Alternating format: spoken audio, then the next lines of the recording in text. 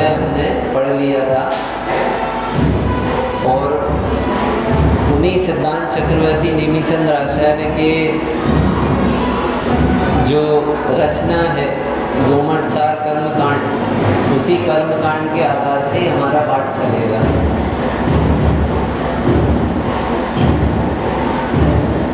पिछली कक्षा में अपन ने समझे थे कि हमारे बाहर में इतने चित्र विचित्र बनाव दिख रहे हैं, इतने सारे लोग हैं, सबके शक्लें अलग अलग हैं, सबकी अक्लें अलग अलग हैं, सबके बाहर के बनाव अलग अलग हैं। अगर भारत में 140 करोड़ लोग हैं तो सबकी समस्याएं अलग अलग हैं। तो ये सारे बाहर की परिस्थितियां किस कारण से बन रही है? तो हमने विचार किया था कि क्या ये भगवान के कारण से बन रही है।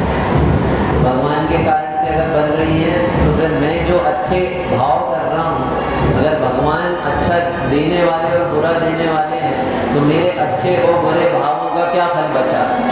फिर मुझे अच्छे भाव क्यों करना? जब भगवान को अच्छा देना होगा तो अच्छा दे देंगे, जब बुरा देना हो तो बुरा दे देंगे। फिर मैं बुरे से क्यों डरूं और अच्छा क्यों करूं?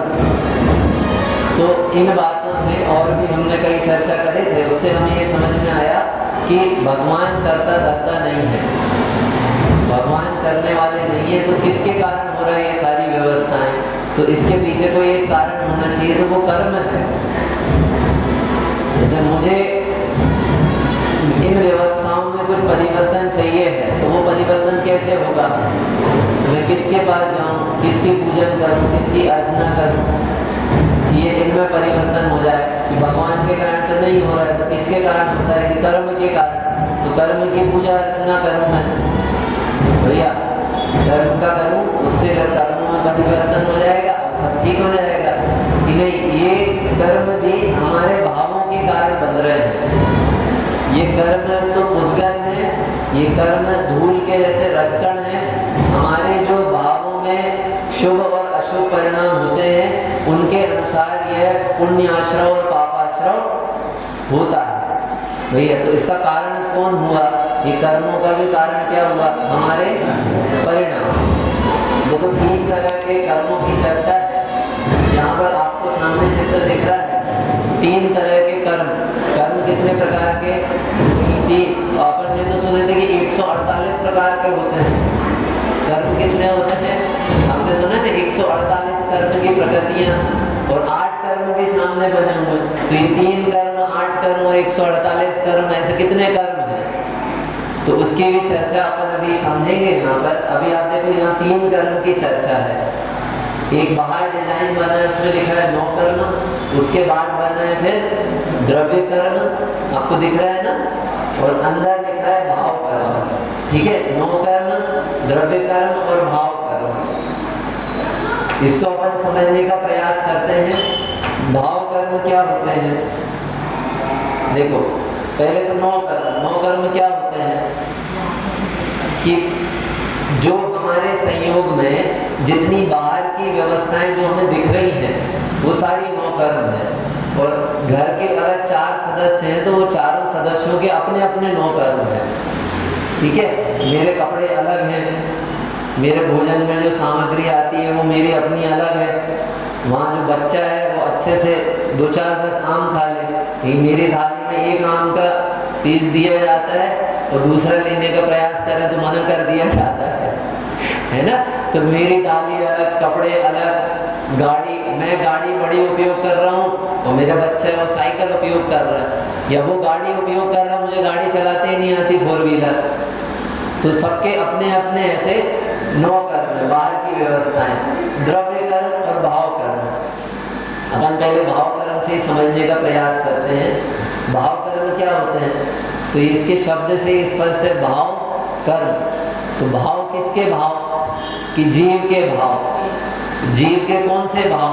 कि जीव के भी 2 तरह के भाव होते हैं भैया। जीव के 2 तरह के भाव होते हैं, एक स्वाभाविक भाव और एक विभाव भाव। स्वाभाविक भाव यानी नेचुरल भाव, स्वभाव बोलते हैं ना, प्राकृतिक भाव, स्वाभाविक भाव, नेचुरल भाव।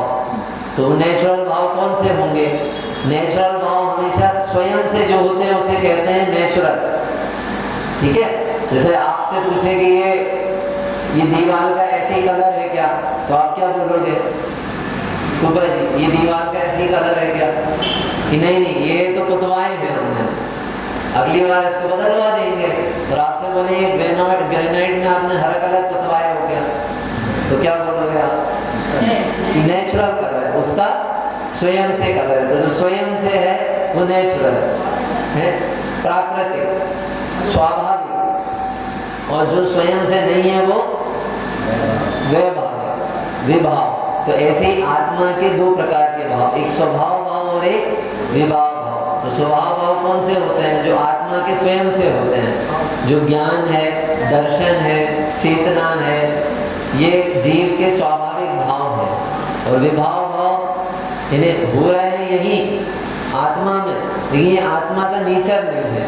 तो वो कौन से भाव है कि राग द्वेष मोह आदि भाव, ये विभाव भाव है।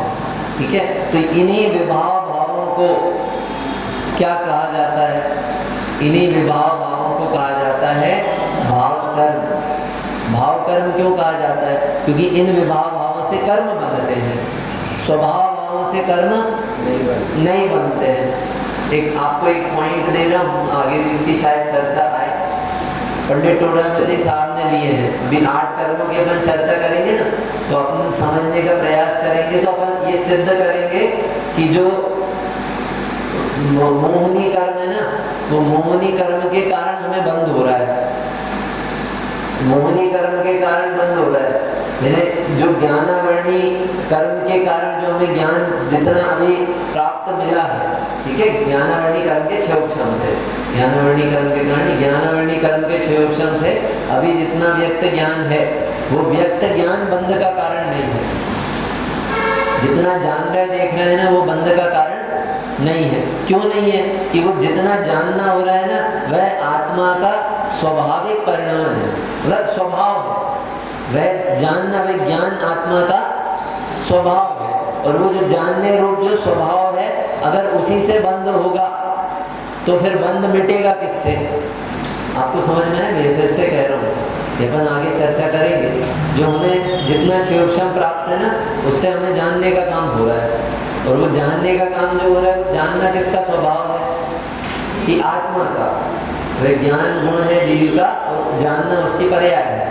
तो वो जानने का जो काम हो रहा है, अगर उस जानने से अगर बंद होगा, तो वह जो ज्ञान गुण व्यक्त है, उस व्यक्त गुण से ही अगर बंद होगा, तो फिर बंद का नाश किससे होगा? फिर तो वो स्वभाव बन जाएगा। अगर उससे बंद होने लगा तो वो तो क्या हो जाएगा?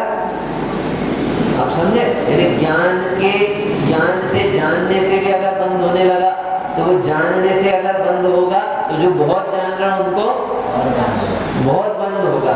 इसलिए उसके कारण बंद नहीं हो रहा है। अभी आगे चर्चा आएगी, तो काहे के कारण हो रहा है? जब स्वभाव से बंद नहीं हो रहा है, जो नेचुरल है हमारे गुण, जो गुणों की व्यक्तता है, उससे बंद नहीं हो रहा, तो काहे से बंद रहे हैं? फिर हम ये जो घूमते हुए तो दिख रहे हैं ना, हमें बार बार जन्म मरण हो रहा है, अलग अलग गतियों में जा रहे हैं, अलग अलग डिजाइन के शरीर मिल रहे हैं, अलग अलग बुद्धि मिल रही है, अलग अलग व्यवस्थाएं हो रही हैं।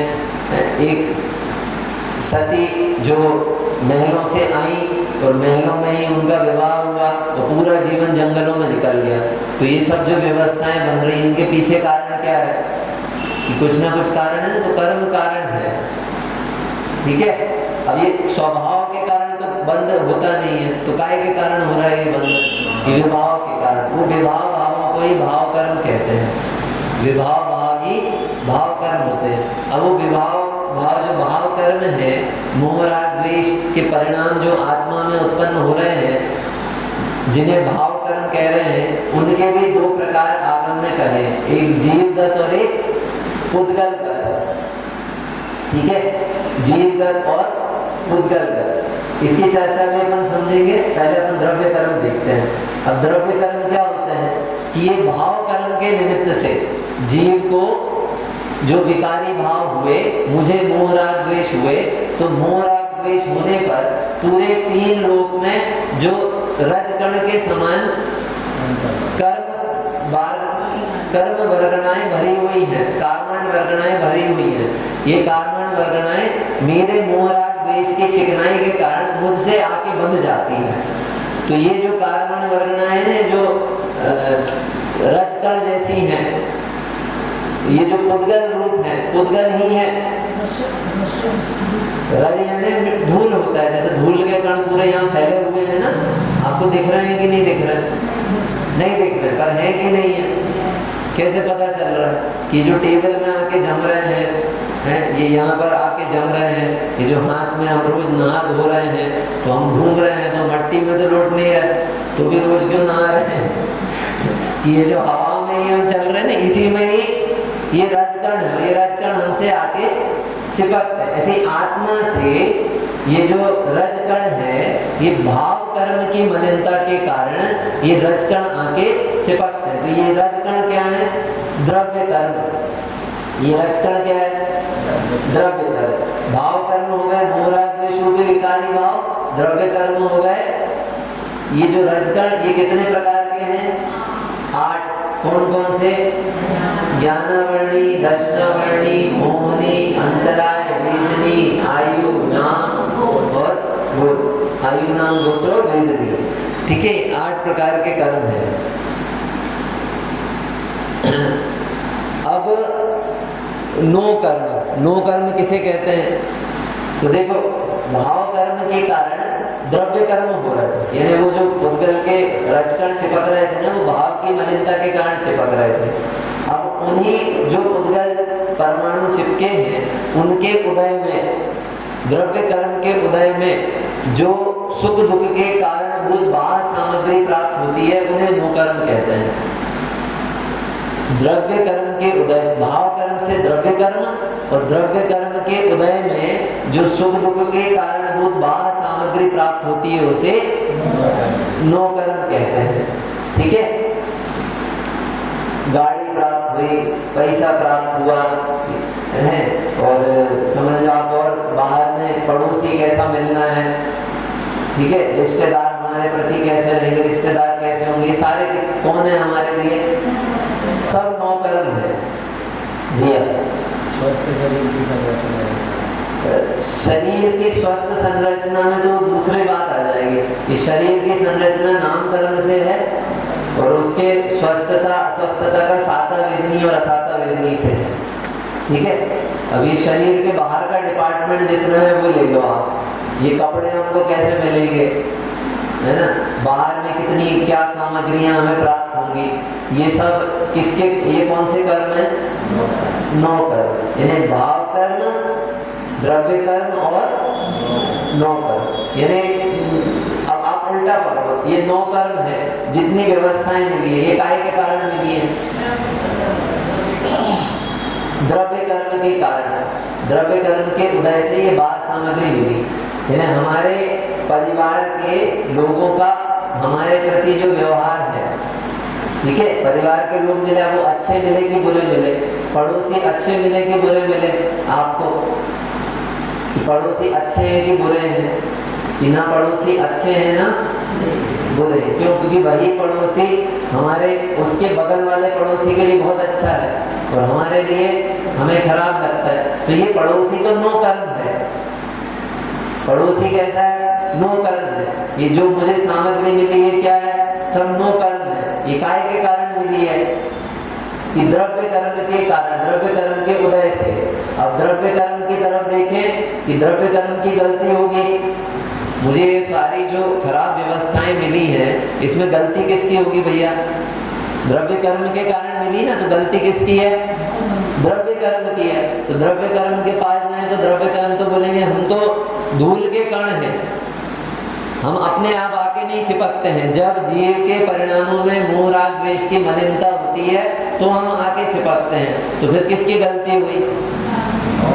भाव कर्म। अब देखो, नो कर्म तो दिखते हैं, द्रव्य कर्म भाव कर्म नहीं दिखते।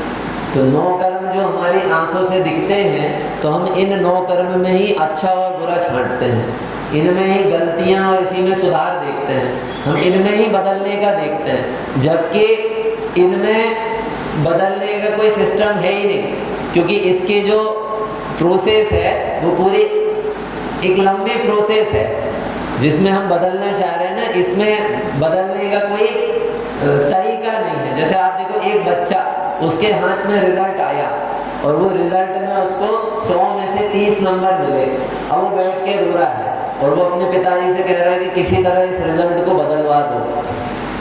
अंकल जी, वो रिजल्ट को बदलवा सकेंगे कि नहीं, कैसे बदलवाएंगे? तो उन्होंने क्या बोले, तुम कम से कम पहले बताते, थोड़ा पहले बताते तो हम पहले कुछ प्रोसेसिंग में कर देते, या तो और पहले बताते तो तुमको डांट के पढ़ाते। भैया समझे? या तो और पहले बताते तो तुम्हें पढ़ाते लिखाते तो तुम अच्छे से पढ़ते तो तुम नंबर लाते, नहीं तो कुछ प्रोसेसिंग में करते। अब तो रिजल्ट आ गया ना, अब हम रिजल्ट में क्या करें? इसमें हम कुछ नहीं कर सकते, जो है रिजल्ट उसे एक्सेप्ट करो। ऐसे 9 कर्म में हम क्या कर सकते हैं, क्या परिवर्तन, किसको परिवर्तित करें? वो हमारा जितना दिमाग है ना वो इसी में चलता है। भैया हमारे घर वालों को बदल दें, हमारी पत्नी हमारे अनुकूल हो जाए, हमारे पति हमारे अनुकूल हो जाए, हमारे बच्चे हमारे अनुकूल हो जाए, हमारे बच्चों के लगता पिताजी अनुकूल हो जाए, है ना, हमारी दुकान हमारे हिसाब से चले, यानी कितनी चीज़ें हमारा पूरा बाहर लगता है कि नहीं अब मुझे दिमाग भी ऐसे ही लगेगा। देखो बच्चा बात नहीं मान रहा, अब क्या करें? कुछ उसको कोई नक पहना दे, कोई पूजा पाठ करवा दे, अब वो सही हो जाएगा। दुकान बढ़िया नहीं चल रही तो अब क्या करें कि इसमें कोई व्यवस्था कर दें, कोई मंत्र तंत्र लटका दें, कुछ करने लगे इसके लिए तो ये बढ़िया हो जाएगी। तो हमारा पूरा दिमाग काय में चल रहा है? 9 कर्म, जबकि 9 कर्म रिजल्ट है। वो रिजल्ट काय का है भैया? काय का है वो रिजल्ट? द्रव्य कर्म का। 9 कर्म रिजल्ट काय का है? द्रव्य कर्म। तो अब हम द्रव्य कर्म में परिवर्तन करें ना, द्रव्य कर्म में कुछ परिवर्तन करें तो द्रव्य कर्म तो क्या है? उद्गल के परमाणु। ये द्रव्य कर्म तो रजकण है ना, जैसे परमाणु बोल दिए वो भी स्कंद रूप में होते हैं। तो देखो वो भी कैसे हैं, ये द्रव्य कर्म उद्गल रूप है। अब हम उसमें क्या परिवर्तन करें? द्रव्य कर्म का रिजल्ट आपको समझ में आ रहा है? द्रव्य कर्म का रिजल्ट 9 कर्म। अब वो द्रव्य कर्म में हम क्या करें? द्रव्य कर्म में कुछ फेरफार करना पड़ेगा तो 9 कर्म में अपने आप चेंज हो जाएगा। अब वो द्रव्य कर्म में क्या करें? तो वो रजकण जैसे हैं तो उन रजकणों में कोई फेरफार होती नहीं है। ठीक है, 9 कर्म से तो चला गया, 9 कर्म में हम कुछ नहीं कर सकते। अब ये द्रव्य कर्म जो है वो उनमें हम फेरफार करने जाएंगे ना तो वो बोलेंगे हमारे में तो ज्ञान ही नहीं है, हम तो रिश्वत ही नहीं लेते, ना हमारे में बुद्धि है कि तुम कुछ समझाओगे तो कुछ परिवर्तन हो जाएगा, और ना हम रिश्वत लेते हैं कि तुम कुछ रिश्वत दोगे तो हमारे में कुछ परिवर्तन हो जाएगा। तो फिर काय में देखेंगे, फिर भाव कर्म, जिन भावों के कारण ये द्रव्य कर्म बंधे हैं और उन द्रव्य कर्म का रिजल्ट 9 कर्म है, तो उन भावों की ओर ध्यान दें। तो उन भावों से कुछ चमत्कार हो सकता है कि नहीं, कि उन भावों से इन कर्मों का बंधना हुआ है, भावों से ही कर्मों का छूटना होता है, भावों से ही कर्म में उत्कर्षण होता है, भावों से ही कर्म में अपकर्षण होता है, भावों से ही कर्म में संक्रमण होता है। ठीक है, ये सब भावों का खेल है। यानी इतनी बढ़िया व्यवस्था है कि हमारा भूतकाल कैसा था और हमारा भविष्य कैसा होगा ये हम अभी प्रेजेंट में जान सकते हैं। राहुल भैया, हमारे फ्यूचर ज्योतिष को दिखाने की जरूरत नहीं है, हम खुद ही बता सकते हैं हमारा फ्यूचर कैसा होगा, और हमारा पास्ट कैसा था वो भी हम बता सकते हैं। कैसे बता सकते हैं कि आप देखो हमारे बाहर में जितने जैसे कर्म का उदय है, उन उदय के हिसाब से हम अपने पूर्व के भावों का विचार कर सकते हैं कि हमने कैसे भाव किए थे जिनके कारण हमें ये विपरीतता या अनुकूलता उदय में आ रही है। ठीक है, तो हम अपना पास्ट भी बता सकते हैं, फ्यूचर बता सकते हैं कि नहीं, कि वर्तमान के भावों के हिसाब से, वर्तमान के परिणामों को देखकर हम ये बता सकते हैं कि हमारा भविष्य क्या होगा। कई बार आपने लोगों से बोलते हुए सुना होगा कि भैया पता नहीं कौन सी गति में जाएंगे अपन, पता नहीं कहाँ चले जाएंगे, ऐसा बोलते हैं ना कि अपन आँख बंद होगी पता नहीं कौन सी गति में किधर चले जाएंगे, अपने को तो पता नहीं है अब इसके आगे कहाँ जाएंगे। कि अच्छे से चेक करें तो अपने को ही पता चलेगा कि इसके आगे कहाँ जाएंगे। कि हम अपने परिणामों में देखें कि अगर मायाचारी छल कपट है तो कहाँ जाएंगे? त्रियंच गति में। भावों की सरलता है तो कहाँ जाएंगे? मनुष्य गति में, ठीक है। और अगर व्रत तपस्या आदि या और भी जो प्रशस्त परिणाम है, शुभ राग है, तो शुभ राग के कारण, शुभ पुण्य परिणाम के कारण फिर हम कहाँ जाएंगे? स्वर्ग। और अगर बहुत आरंभ, बहुत परिग्रह का परिणाम है तो कहाँ जाएंगे? नरक। अब किससे पूछने की जरूरत?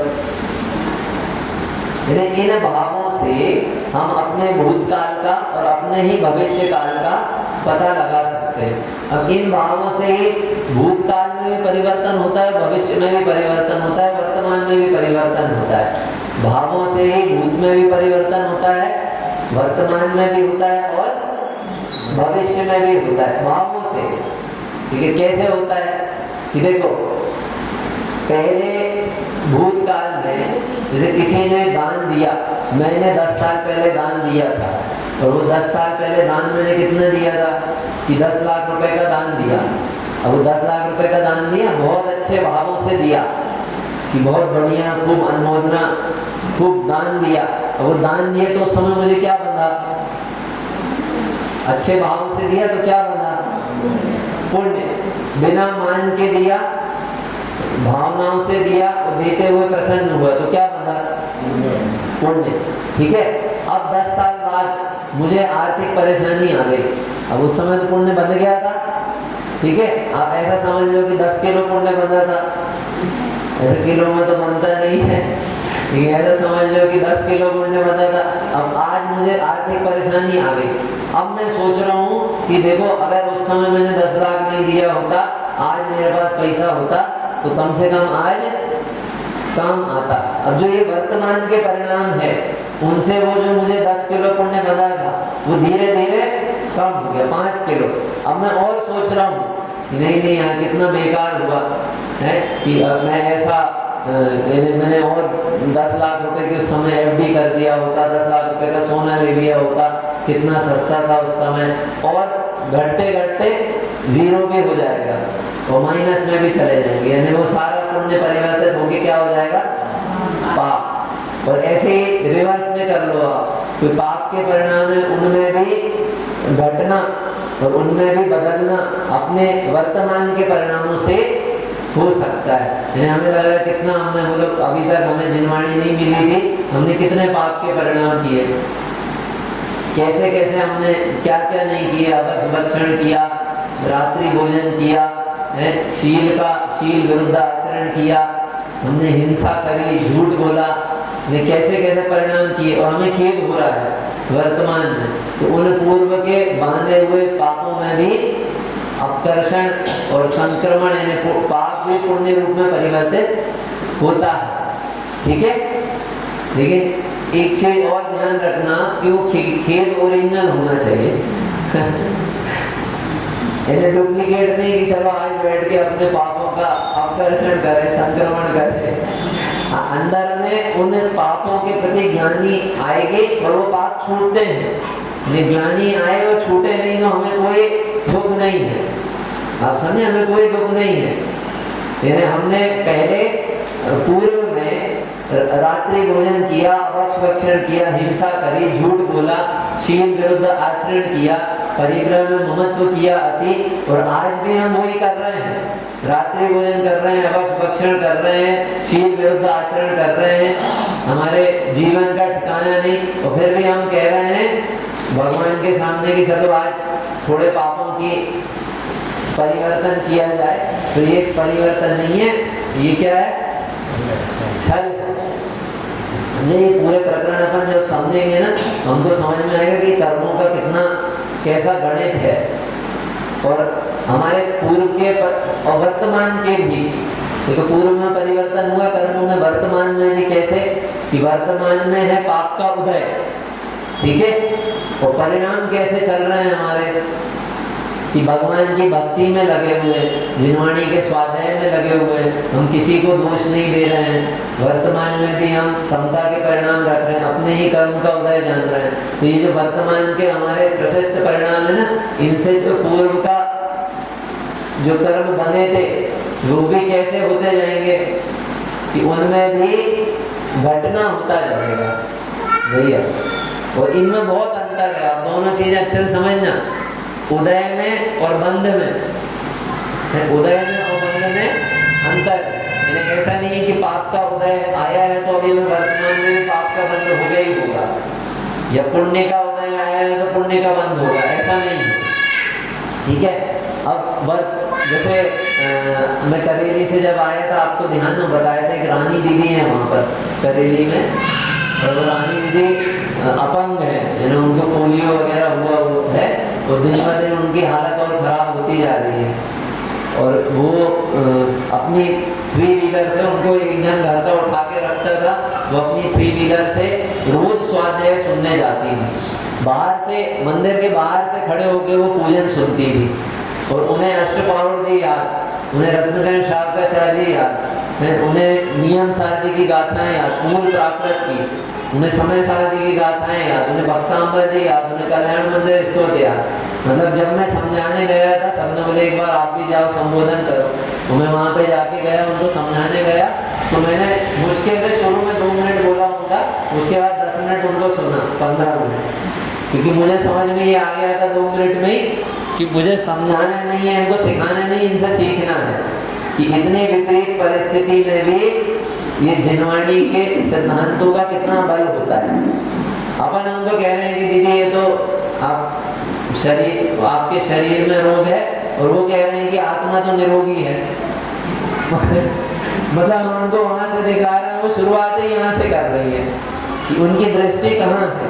तो ऐसे अनेक जीव हैं, वर्तमान में भी बहुत पाप का उदय है, ये उनके परिणाम पाप रूप नहीं है, उनके परिणाम हिंसा, झूठ, चोरी, कुशील, परिग्रह रूप नहीं है। ठीक है। तो वर्तमान में भी परिवर्तन तो भविष्य में भी होता है। कैसे भविष्य में होता है कि हमारे वर्तमान के भावों से ही हमारा भविष्य बन रहा है। हम जैसे वर्तमान में परिणाम कर रहे हैं, उसी के अनुसार आगे का जो है हमें आना है उदय में, तो वर्तमान के भावों में उसका बंध हो रहा है। कई बार ये होता है कि हमने कोई कार्य करे तो भविष्य में समझ लो आप, उसका बहुत भयंकर पाप रूप फल आना है, पाप के परिणाम किए। अब उन परिणामों का ही हमें खेद हुआ, तो खेद हुआ तो उनमें ही जो कर्म के समझ लो जो बंधन हुआ था, उन्हीं बंधन में मतलब उसके जब उदय आएगा तो उसमें ही कैसा हो रहा है कि परिवर्तन हो रहा है। बहुत सारा पाप रूप बना था, और हमारे खेद के परिणामों से, हमारे ग्लानि के परिणामों से, हमारे निवृत्ति के परिणामों से उनमें क्या हो रहा है, परिवर्तन हो रहा है। आत्म आराधना करते हुए जीवों का भी इन कर्मों का जो भविष्य के कर्म हैं उनमें भी वे परिवर्तन कर देते हैं। कैसे कर देते हैं कि उनको नष्ट कर देते हैं। होता है कि नहीं नष्ट? अगर ऐसी व्यवस्था हो कि जो भविष्य के हमने कर्म बांधे हैं वो कर्म हमारे उदय में आएंगे ही आएंगे, तो फिर क्या होगा कि कोई जीव कभी मतलब कर्म उदय में तो आएंगे। इसमें एक चीज और ऐड कर रहा हूं मैं कि जैसे बने थे जिस रूप में, उसी रूप में उदय में आएंगे, उतने ही आएंगे। अगर ऐसी ही व्यवस्था हो तो कोई जीव मोक्ष नहीं जा सके। क्यों नहीं जा सके? क्योंकि ये चक्कर तो चल ही रहा है ना, भाव कर्म फिर द्रव्य कर्म, भाव कर्म से द्रव्य कर्म बंधे, द्रव्य कर्म के उदय से 9 कर्म हुए, और 9 कर्म से जुड़ के वापस मोह राग द्वेष के परिणाम हुए, तो फिर भाव कर्म, फिर भाव कर्म से द्रव्य कर्म। तो ये तो चक्कर कभी खत्म ही नहीं होगा। ठीक है। तो उन्हीं हमारे भावों से पूर्व के कर्म में, वर्तमान के कर्म में और भविष्य के कर्मों में परिवर्तन संभव है। ठीक है। और हमारे बाहर के पदार्थों में परिवर्तन में दृष्टि जाती है। कदाचित हमें ऐसा भी लगता है कि हमारे जो 8 कर्म हैं इनमें कुछ अंतर होना चाहिए, साता वेदनी बनना चाहिए, असाता वेदनी नहीं बनना चाहिए, शुभ नाम कर्म का बंधे, अशुभ नहीं बंधे, गोत्र अच्छा बने, ऊंचा नीचा नहीं बने। ऐसी भावना तो होती है, लेकिन इनके पीछे का जो कारण है वो कारण के विचार नहीं चलेगा। तो भले ही हम चाहेंगे कि शुभ नाम कर्म बने, भले ही चाहेंगे कि हमें शुभ गोत्र मिले, कि अंदर में विपरीत कार्य होगा तो उससे बनेगा कैसा? अशुभ गोत्र ही बनेगा। अगर अशुभ कार्य जो उसके कारण है, अभी आगे अपन कारण समझेंगे, उन कारणों को बनाएंगे तो जो शुभ के कारण है वो नहीं बनेंगे, और अशुभ के कारण बन रहे हैं, और हम इच्छा कर रहे हैं कि हमें शुभ गोत्र कर्म हो, शुभ नाम कर्म बने, तो बनेगा कि नहीं बनेगा? तो हमारे चाहने से नहीं बनता, ये इन परिणामों से बनता है। तो हमारी परिणामों की ओर दृष्टि होना चाहिए। अब इसमें भी जब भाव कर्म की चर्चा करें तो भाव कर्म में दो चर्चा है, एक भाव कर्म जीवगत है और एक उद्गलगत है। जीवगत क्या होते हैं कि भाव क्रोधादिक की व्यक्ति रूप, ये जीवगत भाव कर्म है। भाव क्रोधादिक की व्यक्ति रूप ये जीवगत भाव कर्म है। आपको समझ में आया? जो क्रोध हो रहा है, मतलब जीव के जो हो रहे हैं व्यक्त रूप से हो रहे हैं, क्रोध हो रहा है, मान हो रहा है, मायाचारी हो रही है, लोभ हो रहा है, हिंसा का परिणाम हो रहा है, झूठ का परिणाम हो रहा है, ये जो जीव के व्यक्ति रूप जो विभाव भाव है, ये क्या है? जीवगत है, क्योंकि ये जीव के हैं। जीवगत यानी ये जीव के हैं, इसलिए इसको बोला है जीवगत। ये भाव जो हो रहे हैं वो किसके हैं? क्रोध किसका है? जीव का ही विभाव भाव है ना, विभाव भाव है, लेकिन है किसका? उद्गल का तो नहीं है, उद्गल को तो नहीं हो रहा है। जीव को गुस्सा आ रहा है तो कर्म बन रहे हैं, ऐसा तो नहीं हो रहा कर्म को गुस्सा आ रहा है तो जीव को और ज्यादा बन रहा है, ऐसा तो नहीं हो रहा है। तो ये जीवगत है। और पुद्गलगत क्या है? देखो, और इसमें उदाहरण दिए हैं आचार्यों ने, ये उदाहरण समय सार जी की तात्पर्य व्यक्ति टीका में है, ठीक है, 190 से 92 तक में उदाहरण दिए हैं। जैसे खट्टा मीठा खाते समय खट्टे मीठे का जो विकल्प आया ये जीवगत है। खट्टा मीठा खाते समय जो खट्टे मीठे का विकल्प आया ये कौन सा है? ये जीवगत है। और पुद्गलगत क्या है कि व्यक्ति के कारणभूत खट्टे मीठे जो द्रव्य की शक्ति है वह पुद्गलगत है। जो पुद्गल द्रव्य है जो हम खा रहे हैं, तो उसमें उस द्रव्य की जो खट्टे मीठे रूप शक्ति है, वह शक्ति कौन है? कौन सी है? पुद्गल की, ठीक है। लेकिन उसे पुद्गलगत लिया क्योंकि वह पुद्गल के शक्ति रूप है ना, उसके भाव रूप है। आपको समझ में आया? एक तो पुद्गल के परमाणु थे, उन परमाणुओं की शक्ति है, उनका भाव, वो खट्टा मीठा रूप भाव। जैसे अपने को देखो छांटा पड़ा, तो वो छांटा पड़ते ही ये जो ताकत से पड़ा ना, तो ये जो ताकत थी, ये जो एनर्जी थी, ये एनर्जी रूप जो पड़ी, ये क्या है? ये पुद्गल की शक्ति है, ठीक है। और उसको एनर्जी को जो मुझे जो फील हुई वो किसके गत है? वो जीवगत है। ये जो पड़ी ये किसके गत है? ये पुद्गल गत है, ठीक है। ये दोनों भाव रूप है, इसलिए इसको काय में लिया है? भाव कर्म में, ठीक है। किसी ने हमें गाली तो बहुत ही स्थूल हो गया, इसको तो आप ये समझो किसी ने मुक्का मारा, चांटा मारा, डंडे से पीट दिया, किसी ने कड़वा खिलाया, तो वो जो कड़वे रूप शक्ति है वो तो काय की है? पुद्गल। और वो कड़वे है ये जो मुझे विकल्प आया, या उसकी जो व्यक्तता हुई, वो कड़वे में जो क्रोध आया वो क्या है? जीव, ठीक है। अब ये समझ में आएगा ना अपने को, तो ये सारी कहानी अपने को समझ में आएगी कि किसी ने मुझे बुरा कहा तो वो जो शब्दों की जो शक्ति थी, जैसे किसी ने बोला कि गधे हो, बेकार हो, हैं, ऐसा कर दिए, वैसा कर दिए, घर के लोगों ने उल्टा सीधा बोले, तो वो उन शब्दों की जो शक्ति थी वो तो क्या थी? पुद्गल कर, ठीक है। और उसको सुन के जो मेरे व्यक्ति हुई वो कौन सी है? जीव। तो अभी अपन ने 9 कर्म भी देख लिए कि उसमें अपने को कोई छेड़छाड़ नहीं करना। इसके बाद अपन ने देख लिया कि द्रव्य कर्म में भी कोई छेड़छाड़ नहीं करना। उसके बाद अपने को समझ आया कि जो पुद्गल शक्ति है ना, ये उसमें भी हमको कोई छेड़छाड़ करना नहीं है। तो हमें फिर किसको सुधारना है कि ये जो जीवगत व्यक्ति हो रही है ना, मूल में तो ये हमारे सारे कर्मों के बंधों का कारण है। फूफा जी समझ में आया आपको?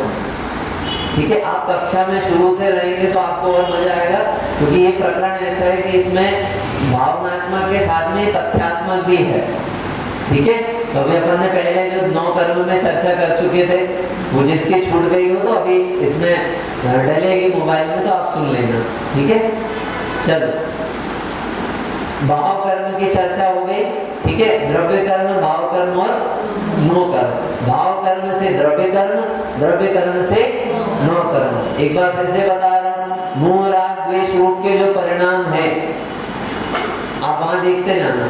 मोह राग द्वेष रूप जो परिणाम है हमारे, हिंसा, काम, क्रोध, ये जो परिणाम है, ये कौन से कर्म है? भाव कर्म में भी कौन से कर्म है? ये किसके गत है, किसके अंतर्गत है? जीवगत। ठीक है, उस समय जो बाहर में बनाव बन रहे हैं, उसके जो शक्ति रूप से है, पुद्गल की शक्ति रूप से अपन ये कहेंगे पुद्गल, ये जो जीवगत कर्म है, ये जीव की व्यक्ति रूप है, और जो पुद्गल की व्यक्ति रूप है, पुद्गल की व्यक्तता रूप है, वो कौन से गत है? वो पुद्गल गत है। ठीक है, अब भाव कर्म में क्यों रखा पुद्गल गत? नहीं, वो इसलिए रखा क्योंकि द्रव्य कर्म तो जो है ना वो है, क्या बोलते हैं, जड़ रजकण रूप है।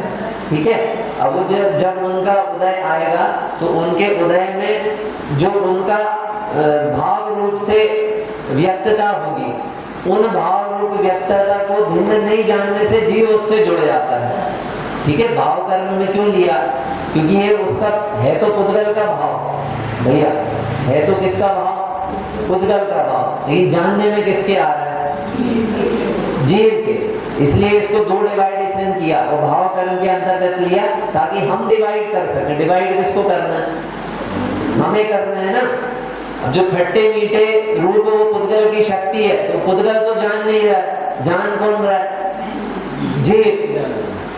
अब हमें इसमें समझ में आया कि जो खट्टा मीठा का स्वाद आ रहा है, ये स्वाद रूप में जो खट्टा मीठा की ये पुद्गल की शक्ति है। जो खट्टा मीठा पना है वो काय की शक्ति है? पुद्गल की शक्ति। और ये खट्टा मीठा जो मुझे जानने में आया, ये किसकी शक्ति है? जीव की। अब यहीं पे इसी बीच में यानी पतले से यहाँ पे दीवार है कि इसी में हम डिवाइड करके, कि जानने में आ रहा है खट्टा मीठा, ये खट्टे मीठे ने मुझ में प्रवेश किया। खट्टा मीठा अलग है, ये खट्टा मीठा पना पुद्गल की शक्ति है। ये जो इन्होंने अपशब्द कहे और मुझे चुभे, तो ये शब्दों की शक्ति है। ये शब्द अलग है और मैं जीव अलग। मुझे जानने में आया, ये जानने में आया, ये जानना मेरी क्वालिटी है। और वो जानने में ही जब ये नहीं समझ में आता है कि ये जो है ये पुद्गलगत है, तो फिर क्या होता है? फिर वो जीवगत उल्टे परिणाम चालू हो जाते हैं।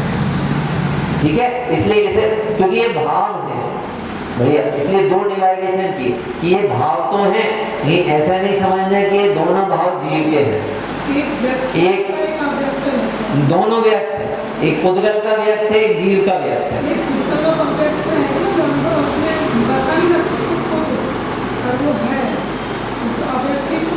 नहीं, व्यक्त है। देखो अपने ज्ञान में तो व्यक्त हुआ ना, पुद्गल का भी तो व्यक्त है। खट्टा मीठा स्वाद व्यक्त है कि नहीं है? आप जो कह रहे हो बता नहीं सकते, वो अलग अपेक्षा है, उसको शब्दों में नहीं कह सकते।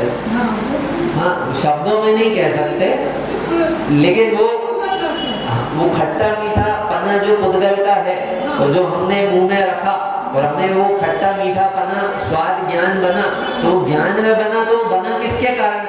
कि उसमें ऐसा भाव था ना। खट्टा मीठा पना होता ही नहीं तो मेरे ज्ञान में जबरदस्ती थोड़ी बनता। तो ये पुद्गल की शक्ति, पुद्गल की शक्ति, वो पुद्गल की शक्ति की व्यक्तता। और मुझे जो ज्ञान में आया है ना, और वो ज्ञान में आया और उस ज्ञान में जो जानना हुआ, उसमें अगर मोह राग द्वेष रूप परिणाम हुए, तब तो वो कर्म की श्रेणी में आएंगे। आप समझना फिर से मैं जो कह रहा हूं, अगर मोह राग द्वेष रूप परिणाम हुए, काम क्रोध आदि हुआ, तो ये तो जीवगत भाव कर्म है। और अगर उधर मोह राग द्वेष परिणाम नहीं हुए, समता के परिणाम हुए, तब तो वो कर्म ही नहीं है, तो फिर तो वो इसके अंतर्गत आएंगे ही नहीं। समझ में आया? देखो विषय सूक्ष्म है, आप सुनना, बार बार समझने का प्रयास करना। फिर से मैं कह रहा हूं कि जैसे कोई बनाव बना बाहर में, अपन ये खट्टा मीठा का प्रकरण लेते हैं, मान लो नमक ज्यादा डल गया, ठीक है। अब वो नमक ज्यादा डला तो उसमें क्या क्या स्थितियां हो सकती है। एक स्थिति ये हो सकती है कि वो नमक खाया किसी ने, मतलब ज्यादा नमक का भोजन, और उस समय उसको किसी भी तरह के राग द्वेष के परिणाम नहीं हुए, ज्यों का त्यों बना रहा, समता में परिणाम हुए, ठीक है। कोई राग द्वेष के परिणाम नहीं, कोई विकल्प नहीं, कोई क्रोध नहीं, ठीक है, कोई घृणा नहीं, कोई चिल्ला चोट, कुछ भी नहीं हो रहा है उसको, तब तो उसको कर्म बनेगा कि नहीं, ठीक है। अपन मोटे मोटे तौर पे ले रहे हैं कि उसको कर्म नहीं बना, ठीक है। अब जब उसे क्रोध आया, ठीक है, वो जो खाने में नमक ज्यादा था, अब उसे क्रोध आया, तो यहाँ दो बातें हुई। जो उसे क्रोध आया ये जीवगत है, और जो नमक था, जो नमक का स्वाद था, खारापन, वो कौन सा है? उद्गलगत है। अब क्या हुआ, जब उसने क्रोध किया, वो क्रोध का परिणाम जीवगत, वो खारापन उद्गलगत। जो उसने क्रोध किया उससे वहीं पर उस समय जो कामनाएं फैली थी वो आके उससे चिपक गई, तो क्या हो गया, ये द्रव्य कर्म, ठीक है। अब उसने वो जो चिपकी थी, उनका जो उदय काल जब था, आबादा काल उसका पूरा हुआ और वो उदय में आई, तो उसके उदय में क्या हुआ कि उसके उदय में बाहर के जो संयोग हैं, बाहर की जो सुख दुख की सामग्रियां वो बनी, ठीक है। अब वापस आप देखो कि फिर वो सुख दुख की सामग्रियां बनी और हम उसमें परेशान हो रहे हैं, जबकि वो परेशानी का कारण नहीं है। क्यों? क्योंकि वो वर्तमान का नहीं है, पहले का बांध के लाए थे बासा, वो अभी वर्तमान में ऐसा हो रहा है। आप देखो कितने ऐसे जीव हैं कि वो निरंतर 24 घंटे पाप में डूबे हुए हैं, और उनके पास धन भी बहुत है, उनका यश भी बहुत है ना, उनका बहुत सब चीजें बड़ी, शरीर सुंदर है, तो अब शरीर सुंदर देखो, आप यश बहुत देखो, पैसा बहुत देखो, तो वो भला आदमी है कि नहीं। इसलिए कर्म का प्रकरण समझना जरूरी है। 500 गुरुओं के गुरु कौन थे? गौतम स्वामी, शिष्यों के नहीं, उनमें से हर एक जो था ना वो अपने आप में गुरु था। वो 500 गुरुओं के गुरु गौतम स्वामी, यानी गौतम स्वामी के जो ग्रुप था उसमें 500 गुरु थे जो आगे पढ़ाते थे। अब वो गौतम स्वामी इतने प्रसिद्ध, 500 तो गुरु और बाकी जनता में भी बहुत प्रसिद्धि होगी, तो इसकी प्रसिद्धि के कारण वो गौतम स्वामी सही थे कि नहीं थे? अरे क्यों नहीं थे? कि सुनो, वर्तमान में उनके जो परिणाम चल रहे थे वो ग्रहित मिथ्यात्व के थे, ग्रहित मिथ्यात्व के थे। और ये जो दिख रहा है ना, ये जितने शिष्य मंडली और जितना सब कुछ दिख रहा है, ये पूर्व के बांधे हुए कर्म का उदय है, पूर्व के बांधे हुए कर्म का उदय है। और नहीं तो विपरीत उदय तो क्या हो कि विपरीत उदय होता है ना, तो जो पहले जन्म का पूर्व का भाई था जिसके साथ कुछ गड़बड़ भी नहीं की गई थी, वो भी 10 भाव तक धैर्य लेता है। और वो अभी के बनने वाले तीर्थंकर जो अब भी मोक्ष जाएंगे, ऐसे तीर्थंकर के पास आके भी ओले शोले पत्थर पानी बरसाता है। अभी वर्तमान में तो अपन पिक्चर देखेंगे तो अपने को कैसा लगेगा, हमें पता नहीं चलेगा। अगर तो हमें कैसा लगेगा, एक मुनिराज खड़े हैं, उनके ऊपर ओले शोले पत्थर पानी बरस रहे हैं, कोई उन्हें बचाने नहीं आया, कोई जनता इकट्ठी नहीं हुई, कोई आंदोलन नहीं हुआ, कुछ भी नहीं हो रहा है, सब वो ऐसा सहन कर रहे हैं। तो हम लोग क्या सोचेंगे कि मुनिराज अच्छे तपस्वी नहीं होंगे, आत्माराधक नहीं होंगे, बढ़िया होते हैं ना। तो अभी देखो सब कितने लोग जुड़ जाते, कितने लोग आते, लेकिन स्थिति उल्टी है। क्या है कि तीर्थंकर का जीव जिनके स्नान कराने के लिए 32 लाख विमान का स्वामी सौदारविंद आ रहा है, जिनके आने के पहले यहाँ पे रत्न बरस रहे हैं, अब उनके ऊपर पत्थर बरस रहे हैं तो कोई बचाने नहीं आ रहा है। कि ये उनके कर्म का उदय है। आपको समझ में आ रहा है? इन्हें उस कर्म के उदय से हम जीव का आकलन नहीं कर सकते, ये उनके कर्म का उदय है। वो कोई बहुत बढ़िया हो, किसी को बहुत हजारों लोग पूछ रहे हैं, बिल्कुल जय जयकार हो रही है, तो कोई जरूरी नहीं है कि वो बढ़िया हो भी सकता है। किसी का शरीर चमक रहा है तो वो तपस्वी हो, ऐसा नहीं है। नहीं तो वादिराज मुनिराज और सनत कुमार मुनिराज, जिनके शरीर में गलित कुष्ठ था, जिनके शरीर में कोढ़ फूटा हुआ था, पीप मवाद रक्त बह रहा था, फिर वो धर्मात्मा नहीं कहलाएंगे, तपस्वी नहीं कहलाएंगे, अगर हम शरीर से आकलन करने लगे। तो ये सारी जितनी स्थितियां बनती हैं, काय का उदय है? कि कर्म का उदय है। ठीक है, ये सारे कर्म का उदय। 9 कर्म कई तरह के बन सकते हैं। कोई धर्मात्मा हो तो उनके घर वाले कष्ट नहीं देंगे, ऐसा नहीं है। कोई अधर्मी है तो उनके घर वाले उनको प्रताड़ित करेंगे, ऐसा भी नहीं है। आपने सुना वर्तमान में बरैया जी का उदाहरण? बरैया जी की पत्नी कैसी थी? बोलो।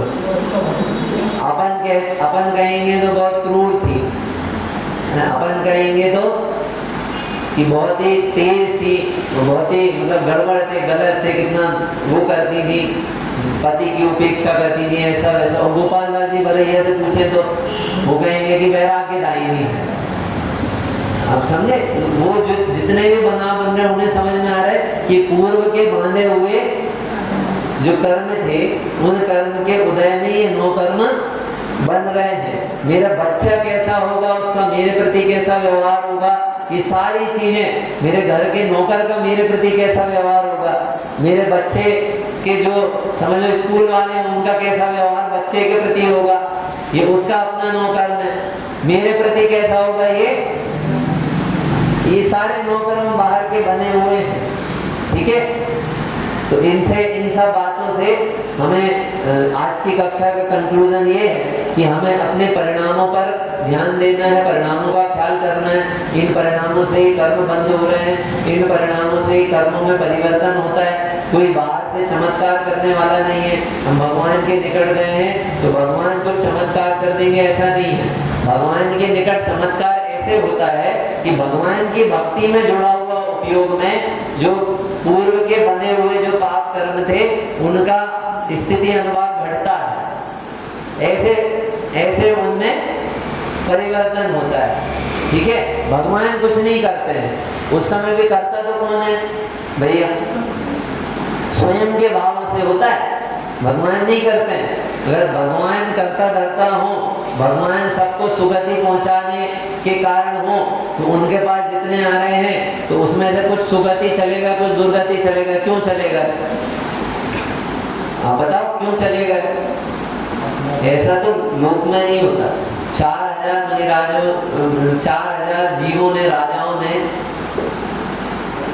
जो प्रथम तीर्थंकर थे, जिन्होंने मोक्ष का मार्ग प्रशस्त किया, सबको बताया इस काल में, जिन्होंने मुनिराज होकर ही स्वयं मुनिराज कैसे बनते हैं ये बताया। और 4000 उस समय राजा दीक्षित हुए, वो भ्रष्ट हो गए भैया, जो भ्रष्ट हो गए ना। तो ये जो आदिनाथ मुनिराज के साथ में उन्होंने दीक्षा ली थी, इसलिए भ्रष्ट हुए ना। आप एक बार सोचो पूरा सीन। मुनिराज यहाँ जो आदिनाथ राजा थे, ऋषभदेव, उन्होंने दीक्षा ली है, तो 4000 राजाओं ने दीक्षा ली। यही दीक्षा नहीं लेते तो वो दीक्षा लेते, ये दीक्षा नहीं लेते तो उन लोग भी वैसा बनने का प्रयास करते। तो इनके कारण दीक्षित हुए कि नहीं? इनके कारण वो हुए कि नहीं? कुछ नहीं हुए। वो अलग और ये अलग। यहाँ ऋषभदेव अपने रत्नत्रय का फल पाएंगे, ये आत्माराधना करके भगवान बनेंगे, और वे इनकी देखा सीखी बाहर का वेश तो धारण कर लिया, ये अंतरंग परिणति उनकी निर्मल नहीं हुई, तो वहां पर फिर उनको चेतावनी दी गई कि तुम ये वेश छोड़ के और कोई वेश धारण करके जो करना है कर दो, लेकिन ये वेश धारण नहीं करो, इसे मलिन नहीं करो। तो ठीक है, हमें अपने परिणामों पर ही उपयोग ध्यान देना है, उनमें ही परिवर्तन होगा। तो बाहर के बनाव में परिवर्तन स्वतः होगा। बाहर में कुछ नहीं करना है, 9 कर्म की दृष्टि नहीं देना है, और द्रव्य कर्म की भी दृष्टि नहीं करना। अब अपन आगे की चर्चा जो है प्रारंभ करेंगे 8 कर्मों की, 8 कर्मों के बंध का कारण।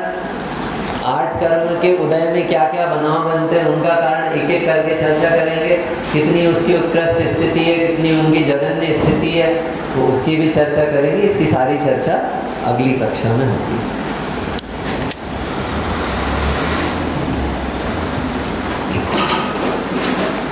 जिनवाणी स्तुति जिनवाणी